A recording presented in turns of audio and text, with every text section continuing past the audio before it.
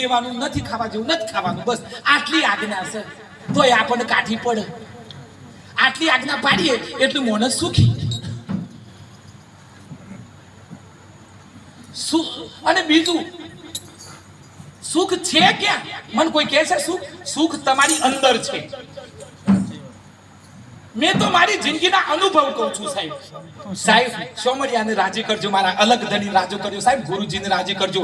તમારા કોઈ કામ અટકે ને તો સાહેબ આકા જ નાખો ભગવાન સાહેબ. મને વિશ્વાસ છે બાપા ઉપર. એ ધારો તો 1 મિનિટમાં ચક્ર ફેરવ, પણ આપણને જીમ થાય ભગવાન શક નહીં, ભગવાન શક નહીં.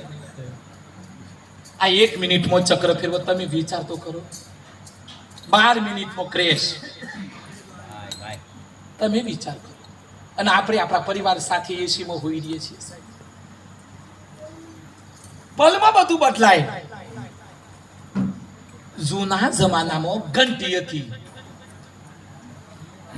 એનો ખીલો હતો. દોણા નાખો એટલે 2 પડની વચ્ચે જોઈ એ ભેરાઈ જોઈ. અને પેલા ખીલાની પાછી જે દોણા રહ્યું મારા ભક્તો એ ભેરાતા નથી સાહેબ. મને આટલી ખબર. હું તો સાહેબ મને તો કશી ખબર નથી, પણ એટલી નક્કી છે કે ઈશ્વરને પકડી રાખવામાં બધું સુખ છે. ઈશ્વર જેને જેને છોડ્યું ને એ બધા દુખી થવાના ને થવાના સાહેબ.